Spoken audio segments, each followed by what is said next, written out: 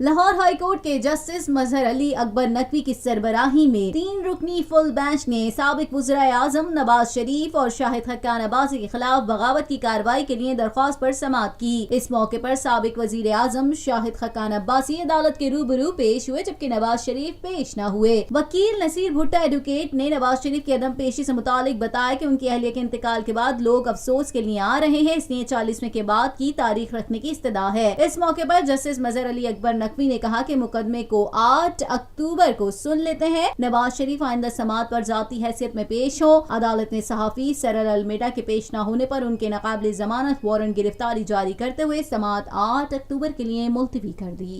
Lahore high court में शाहिद खक्कान अब्बासी, सरल अलमेडा, नवाज शरीफ वगैरह के खिलाफ बगावत आर्टिकल 6 और सेडिशन 124A के तहत कार्रवाई के केस की समाअत 8 अक्टूबर तक मुलतवी हो गई है।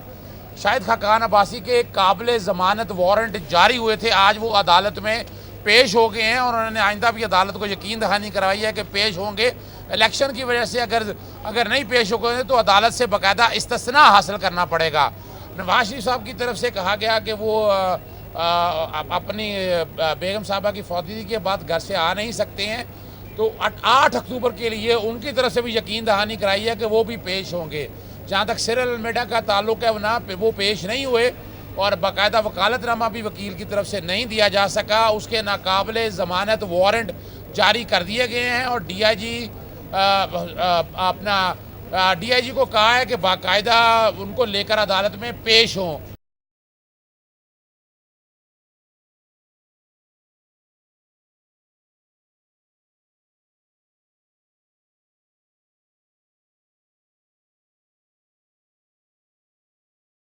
पाकिस्तान में पहली मर्तबा हालात हाजरा के मुख्तसर मगर जामे प्रोग्राम्स, खबरों, तबसरों के अलावा दीगर समाजी, तिजारती, सकाफती, तफरीही, मालूमाती, मजहबी, तालीमी, सेहत और बच्चों के प्रोग्राम्स सिर्फ TNN TV पर।